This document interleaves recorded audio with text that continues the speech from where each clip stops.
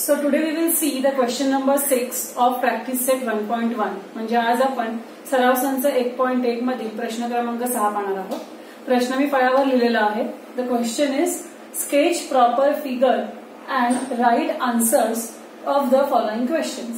म्हणजे तुम्हाला त्यांनी सांगितलंय sketch proper figure म्हणजे योग्य आकृती काढा, proper figure काढा and write answers of the following questions. आणि तुम्हाला जे काही त्यांनी 3 क्वेश्चन्स दिले आहेत तर 3 क्वेश्चन्सचे तुम्हाला आन्सर्स लिहायचे आहेत. तुम्हाला 3 प्रश्नांची उत्तरं लिहायची आहेत. So first question is if A', B', C म्हणजे A, B, C हे पॉइंट कॉलिनियर आहे. म्हणजे आपल्याला ह्या माहितीची किंवा ह्या इन्फॉर्मेशनची मदत होणार आहे आकृती काढण्यासाठी. A, B, C असे 3 पॉइंट आहेत.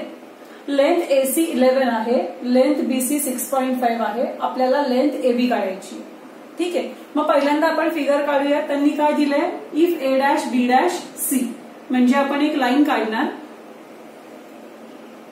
त्या लाईन वरती हा पॉइंट A आहे, हा पॉइंट B आहे आणि हा पॉइंट C आहे. A', B', C म्हणजे B is in between A and C म्हणजे B हा A आणि C च्या दरम्यान आहे. तर त्या हिशोबाने त्या दिलेल्या माहितीनुसार मी आकृती काढली. म्हणजे स्केच प्रॉपर फिगर आपण फिगर काढलेली आहे. आता फिगर मध्ये आपल्याला मेजरमेंट्स द्यायचे आहेत, मापं लिहायची आहे. AC किती आहे 11 म्हणजे AC ची लेंथ आहे 11. BC ची लेंथ आहे 6.5. आपल्याला लेंथ AB काढायची. ही लेंथ आपल्याला फाइंड आउट करायची. मग ह्या टाईपचं एक्झाम्पल आपण काल केलेलं होतं. जर तुम्हाला AB ची लेंथ काढायची असेल तर साहजिक आहे तुम्हाला AC मधून BC काय करावी लागेल मायनस सबट्रॅक्ट करावी लागेल, वजाबाकी करावी लागेल. म्हणजे तुम्ही काय लिहिणार लेंथ AB. लक्षात घ्या आपण लेंथ लिहितोय, लेंथ लिहिताना मध्ये कॉमा द्यायचा नाही. डिस्टन्स असेल तर मध्ये कॉमा देतो आपण. इथं A आणि B च्या मध्ये कॉमा द्यायची गरज नाहीये. मग length AB is equal to length AC minus length BC. आता लेंथ AC किती आहे 11 मायनस लेंथ BC किती आहे 6.5. आता हा नुसताच 11 आहे, हा 6.5 आहे म्हणजे इथे पॉइंट काहीच नाहीये. मग आपण घेऊयात 11.0 काहीच नाही म्हणजे आपण झिरोच घेऊ शकतो.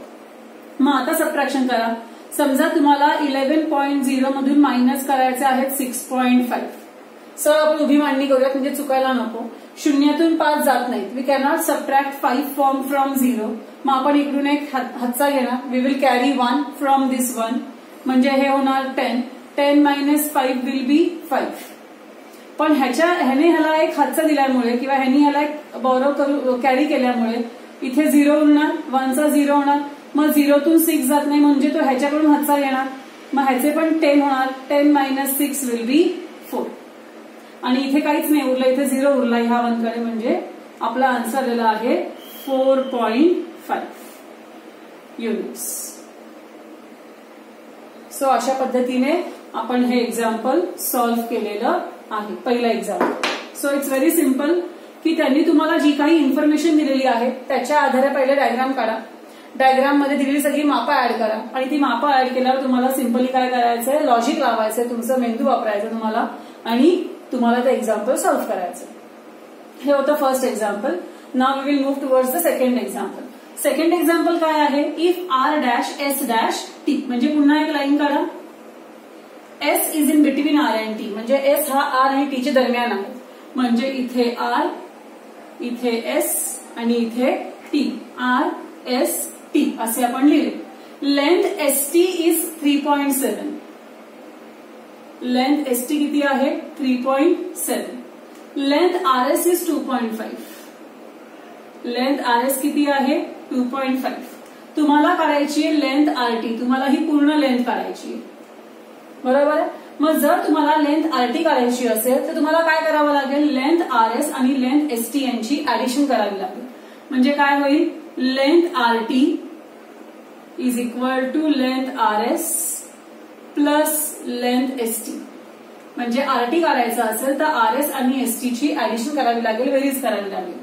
मग लेंथ RS किती आहे 2.5 प्लस लेंथ ST किती आहे 3.7. मग यांची करा addition.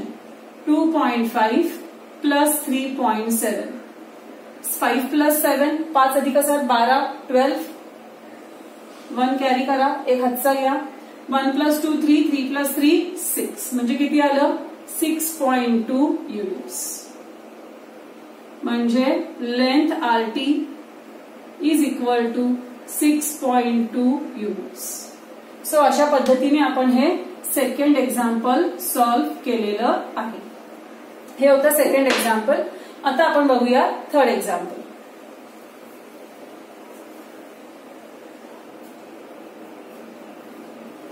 Now we will see question number 3 of question 6. म्हणजे प्रश्न 6व्यातलं तिसरं उदाहरण आपण बघणार आहोत आणि मग आपण क्वेश्चन 7 पण पाहणार आहोत.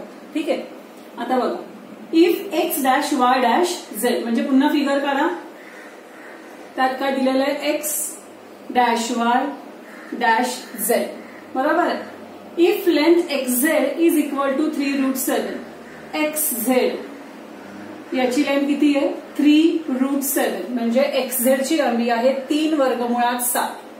त्यानंतर लेंथ एक्स वाय आहे √7, लेंथ एक्स वाय किती आहे √7. देन लेंथ वाय झेड तुम्हाला फाइंड आउट करायची आहे. You are suppose to find out length Y Z. तुम्हाला लेंथ वाय झेड शोधून काढायची. मग आपण काय करणार, जर तुम्हाला लेंथ वाय झेड काढायची असेल तर तुम्हाला पूर्ण एक्स झेडच्या लेंथ मधून एक्स वाय ची लेंथ मायनस करावी लागेल. म्हणजेच तुम्ही काय करणार, length Y Z is equal to length X Z minus length X Y. म्हणजे एक्स झेड मधून एक्स वाय करा मायनस, वजा करा. मग लेंथ एक्स झेड किती आहे, लेंथ एक्स झेड आहे 3√7 मायनस लेंथ एक्स वाय किती आहे √7. आता याला √7 ला इथे कोइफिशियंट सहगुणक 3 आहे. √7 ला काही कोइफिशियंट आहे का, जसा इथे 3 आहे तसा इथे काय आहे का, काही नाहीये, काहीही नाहीये. There is nothing, it means there is 1, म्हणजेच तिथं 1 आहे. मग इथं 1 लिहा. ठीक आहे. आता आपल्याला करायची आहे वजाबाकी, पण वजाबाकी करताना नेहमी ह्या कोइफिशियंट्सची करायची, ह्या रूट नंबर्सची करायची नाही. हे जेव्हा आपण सेकंड चॅप्टर शिकू मॅथ्स पार्ट नंतर तेव्हा तुमच्या लक्षात येईल. इथे आपल्याला 3-1 करावं लागणार आहे. 3-1 होतात 2 आणि हा √7 आहे तसा लिहायचा. जसे की तुम्हाला कोणी सांगितलं की 3a-2a करा, तर तुम्ही 3a-2a म्हणजे a चं सबट्रॅक्शन करत नाही, तुम्ही 3 आणि 2 चं करता. मग 3a मधून 2a गेले किती उरले, नुसतं a उरला. तसं इथे आपण करतो की इथे आपण जे नंबर रूट मध्ये आहेत, वर्गमुळात आहेत, त्यांची वजाबाकी करत नाही. त्यांचे जे सहगुणक आहेत, कोइफिशियंट आहेत, त्यांची आपण वजाबाकी करतो. म्हणजे 3-1 हा किती होतो 2, आणि मग आन्सर काय आलं 2√7 युनिट्स. हे आलं आपलं आन्सर. म्हणजे लेंथ वाय झेड किती आली, तर लेंथ वाय झेड आली 2√7 युनिट्स. सो अशा पद्धतीने आपण हा क्वेश्चन 6 पूर्ण सॉल्व्ह केला. त्यात 3 एक्झाम्पल्स होती, तीनही एक्झाम्पल आपण सॉल्व्ह केलेली आहेत. Now we will go towards the question 7. This is the last question of practice set 1.1, म्हणजे सराव संच 1.1 मधील हे शेवटचं उदाहरण आहे. And the example is which figure is formed by 3 non collinear points. आता तुम्हाला कॉलिनियर आणि नॉन कॉलिनियर पॉइंट्स माहित असतील, राईट. समजा मी असे 3 पॉइंट काढले, 1 2 3 4 5. त्याला P म्हणूया, त्याला Q म्हणूया, त्याला R, याला S आणि याला T. आपण जर हे 5 पॉइंट काढले तर हे 5 पॉइंट एका रेषेत आहेत, सरळ लाईनीमध्ये आहेत. यांना म्हणायचं कॉलिनियर पॉइंट्स. आपण जर हे पॉइंट जोडले तर they will form a line, म्हणजे आपण हे बिंदू जोडले तर ते एक रेषा तयार करतात. यांना म्हणायचं कॉलिनियर पॉइंट्स. मग नॉन कॉलिनियर पॉइंट्स म्हणजे कसे, एक पॉइंट इकडे आहे, एक पॉइंट इकडे, एक पॉइंट इकडे, एक पॉइंट इकडे, असे जर पॉइंट वेगवेगळ्या ठिकाणी असतील तर त्यांना काय म्हणायचं नॉन कॉलिनियर पॉइंट्स. म्हणजे जे पॉइंट्स जोडल्यावर एक लाईन फॉर्म होत नाही, एक रेषा तयार होत नाही, त्यांना म्हणायचं नॉन कॉलिनियर पॉइंट्स. मग त्यांनी आपल्याला एक्झाम्पल मध्ये किती नॉन कॉलिनियर पॉइंट्स घ्यायला सांगितलेले आहेत, तर त्यांनी आपल्याला या एक्झाम्पल मध्ये 3 नॉन कॉलिनियर पॉइंट्स घ्यायला सांगितले. म्हणजे which figure is formed by 3 non collinear points. मग 3 नॉन कॉलिनियर पॉइंट्स इथे घ्या A, इथे घ्या B, इथे घ्या C. असे मी 3 नॉन कॉलिनियर पॉइंट्स घेतले 3 वेगवेगळ्या ठिकाणी. आता हे पॉइंट्स जर आपण जोडले तर कोणती फिगर, कोणती आकृती तयार होईल असा प्रश्न आहे. मग आपण जर हे पॉइंट जोडले, आपण AB जोडला, आपण AC जोडला, आपण BC जोडला, आपण हे 3ही पॉइंट जोडले, कोणती फिगर तयार झाली तुम्हाला माहितीये. ही फिगर काय आहे ट्रायंगल. मग ह्याचा आन्सर काय आहे? Answer is triangle. म्हणजे जी फिगर तयार होणार आहे ती आहे ट्रायंगल. ट्रायंगल म्हणजेच काय तयार झालेला आहे? हा त्रिकोण तयार झालेला आहे. Means when we connect 3 non-collinear points then the figure formed is a triangle. म्हणजे जेव्हा आपण 3 नैकरेषीय बिंदू जोडतो तेव्हा तयार झालेली आकृती ही काय असते? त्रिकोण असते. सो अशा पद्धतीने आपण हा प्रॅक्टिस सेट 1.1 पूर्ण केलेला आहे. आता आपण पुढच्या काही बेसिक कॉन्सेप्ट पुढच्या व्हिडिओमध्ये पाहणार आहोत.